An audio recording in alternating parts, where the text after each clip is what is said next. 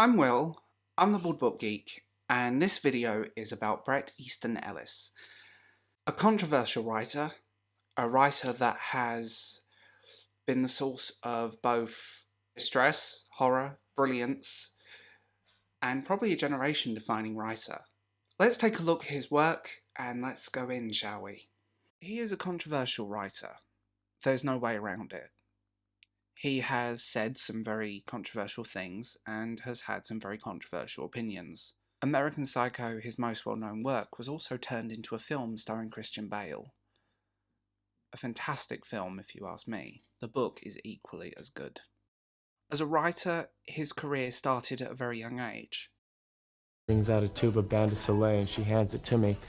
And then she reaches into the drawer and brings out a pair of Wayfarer sunglasses and she tells me to put them on, and I do. And she takes the tube of suntan lotion from me and squeezes some onto her fingers and then touches herself and motions for me to do the same. And I do.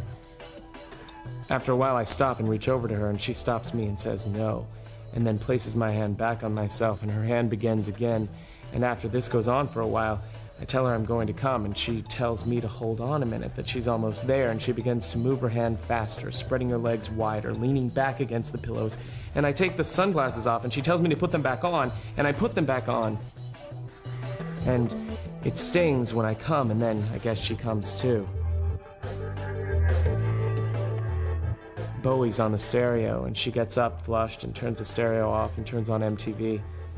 I lie there, naked, sunglasses still on, and she hands me a box of Kleenex.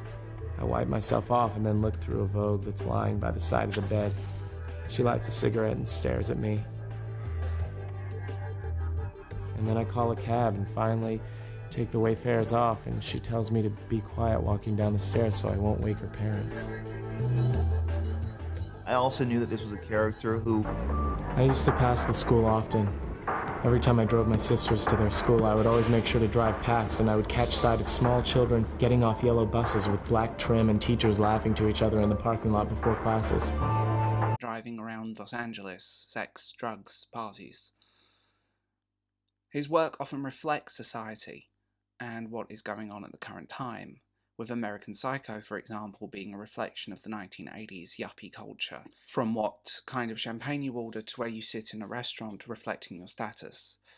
The big shoulder pads and the big hair of the 80s reflected in a fantastic novel. American Psycho, I think, is a true modern classic. His work is also extended into film, television. There was even a documentary about him. It's strange, though. As a writer, he courts controversy.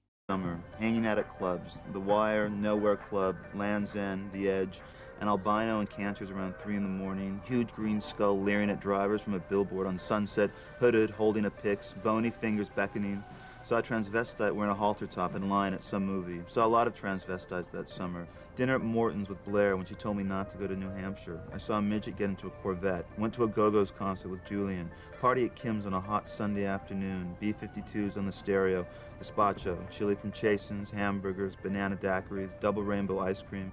2 English boys lounging by the pool who tell me about how much they like working at Fred Segal. All the English boys I met that summer worked at Fred Segal. Thin French boy who Blair slept with, smoking a joint, feet in a jacuzzi. Big black Rottweiler bites the water and swims laps. Rip carries a plastic eyeball in his mouth. I keep staring past the palm trees, watching the skies. He chooses to continue and be outspoken.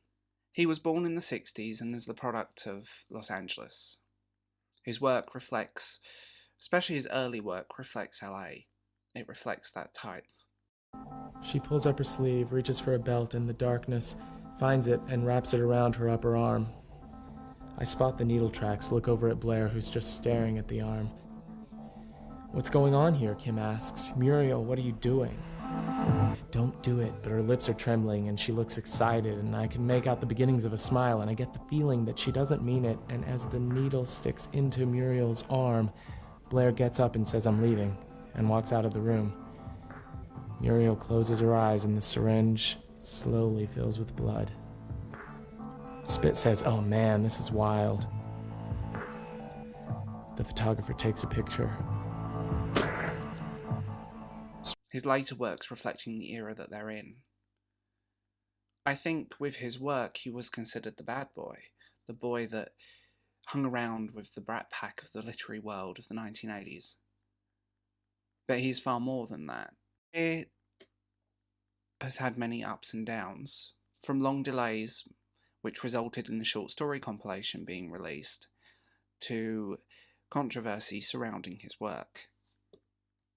So, as always, I want you guys to like and subscribe. All of my links are down below, and if you want to comment, please comment. Tell me what you think, and